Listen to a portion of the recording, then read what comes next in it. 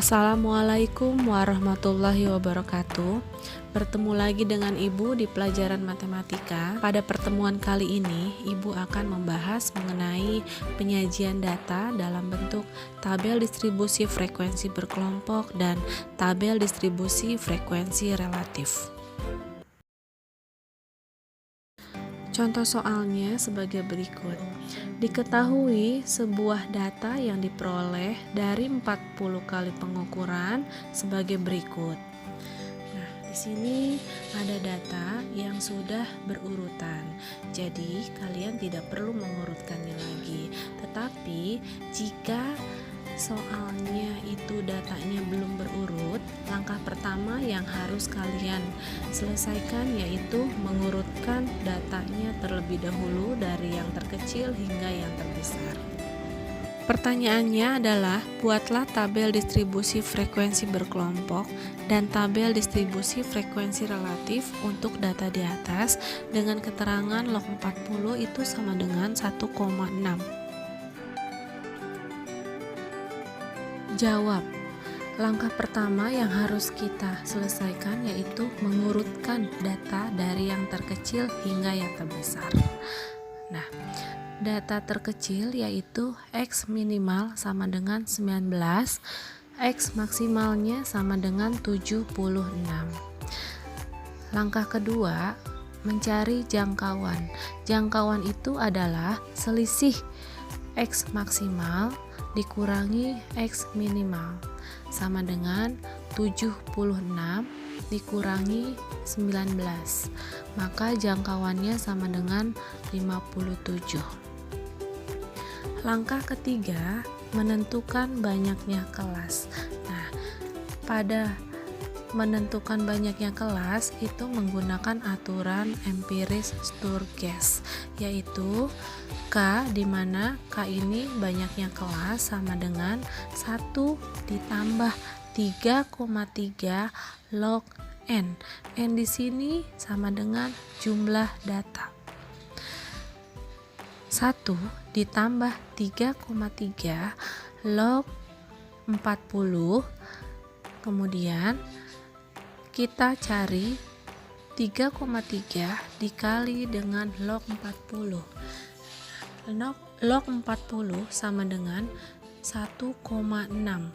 Jadi 3,3 dikali 1,6 sama dengan 5,28. Baru kita jumlahkan dengan 1. Hasilnya 6,28. Nah, untuk menentukan banyaknya kelas yang dipakai yaitu pembulatan ke atas atau hasil dari pembulatan ke atas. Jadi 6,28 itu sama dengan pembulatan ke atasnya 7. Langkah keempat, menentukan panjang kelas atau interval. Nah, simbol dari panjang kelas itu C. Rumusnya C sama dengan J per K, di mana J ini adalah jangkauan dan K adalah banyaknya kelas. Maka C sama dengan J per K sama dengan 57 itu jangkauannya dibagi dengan banyaknya kelas itu sama dengan 7. Hasilnya 8,14. Nah, jika nilai C-nya berbentuk pecahan atau desimal, maka panjang interval kelas yang dipakai hasil pembulatan ke atas dari nilai C. Nah, di sini nilai C-nya itu sama dengan 8,14, maka pembulatan ke atasnya itu sama dengan 9. Untuk membuat ukuran data, terlebih dahulu harus ditentukan nilai X minimum. Nah, di sini nilai X minimumnya yaitu 19 sampai 27 itu dilihat dari penghitungan panjang kelas ya. Kemudian untuk banyaknya kelas ada 7. Nah, kelas pertama itu 19 sampai dengan 27, kelas kedua 28 sampai 36, kelas ketiga 37 sampai dengan 45, kelas keempat 46 sampai dengan 54, sampai seterusnya kelas ketujuh nilai datanya 73 sampai dengan 81. Itu yang disebut dengan banyaknya kelas, sedangkan panjang kelas itu dari 73 sampai dengan 81. Langkah kelima, menentukan batas tepi kelas. Setelah kita menghitung nilai dari jangkauan, banyaknya kelas, dan panjang kelas, maka dibuatlah tabel sebagai berikut. Dimulai dari data yang terkecil yaitu 19 sampai dengan 27, itu didapat dari penghitungan panjang kelas. Dan selanjutnya 28 sampai 36 itu panjang kelas, dan seterusnya sampai ke 73 sampai dengan 81. Setelah menentukan ukuran data, maka kita harus menentukan batas bawah dan batas atas. Batas bawah ditulis dari nilai yang terendah yaitu atau yang terkecil yaitu 19, sedangkan batas atas diambil dari nilai yang terbesar yaitu antara 19 sampai 27, batas atasnya 27. Baris kedua, data 28 sampai 36, batas bawahnya nilai terkecilnya 28 dan nilai terbesarnya 36, maka batas atasnya 36, dan seterusnya sampai baris ke data 73 sampai dengan 81. Data terkecilnya untuk batas bawah yaitu 73, sedangkan batas atasnya data terbesarnya 81. Selanjutnya, menentukan tepi bawah itu sama dengan batas bawah dikurangi 0,5, sedangkan menentukan tepi atas, batas atas ditambahkan 0,5. Misalkan di sini batas bawahnya 19, maka dikurangi 0,5 sama dengan hasilnya untuk tepi bawah 18,5, sedangkan menentukan tepi atas sama dengan batas atas ditambahkan 0,5. Di sini batas atasnya 27 ditambah 0,5 sama dengan untuk tepi atasnya 27,5, dan seterusnya sampai ke baris ukuran data 73 sampai dengan 81, maka tepi bawahnya dihitung dari batas bawah 73 dikurangin 0,5.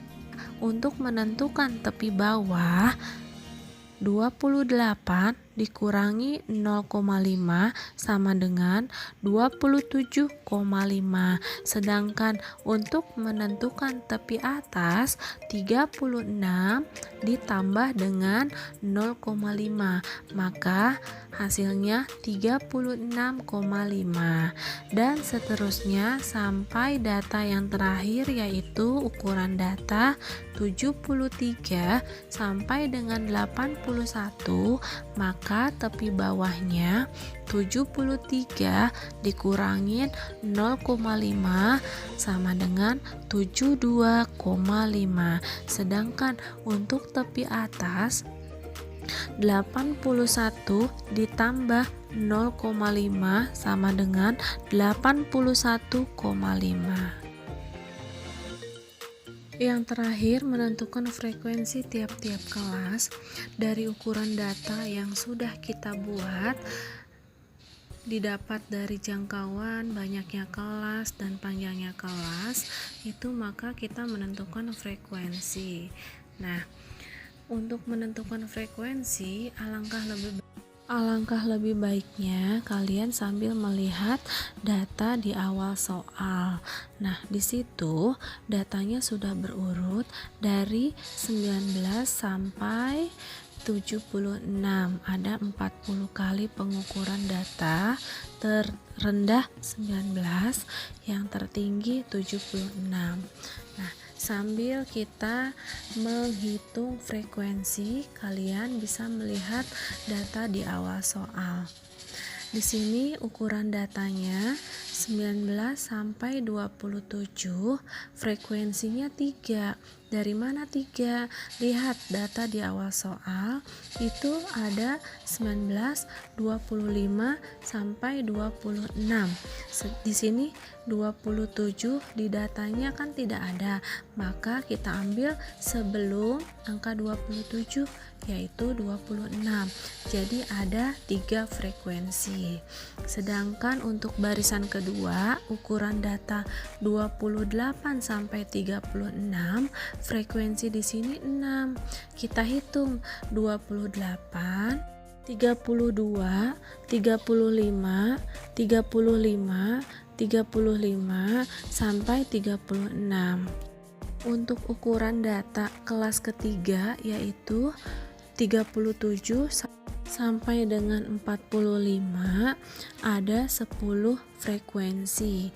Nah, sambil dilihat datanya, di situ berhubung data 37 itu tidak ada, maka kita mulai dari 38 sampai 45. Maka jumlah frekuensinya sama dengan 10.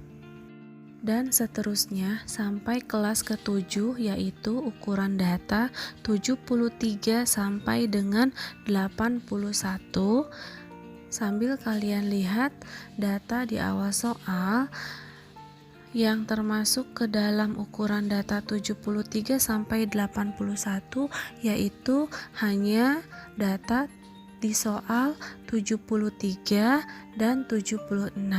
Maka kita dapat frekuensinya sebanyak 2. Selanjutnya pertanyaan yang kedua yaitu membuat tabel distribusi frekuensi relatif. Nah, untuk frekuensi relatif rumusnya sama dengan frekuensi kelas dibagi total frekuensi dikali 100%. Nah, dari ukuran data yang sudah didapat, maka kita cari frekuensi relatifnya dari kelas pertama, yaitu 19 sampai dengan 27, frekuensinya 3. Maka frekuensi relatifnya sama dengan frekuensi kelas 3 dibagi total frekuensi, yaitu 40 dikali 100%, sama dengan frekuensi relatifnya 7,5%. Dan untuk kelas yang kedua, ukuran data 28 sampai 36, frekuensinya 6, maka frekuensi relatifnya 6 dibagi 40 dikali 100% sama dengan 15%.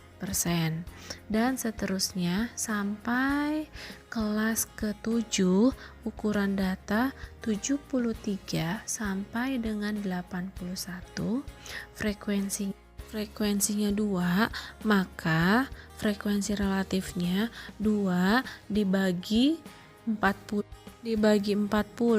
dikali 100% sama dengan frekuensi relatifnya 5%.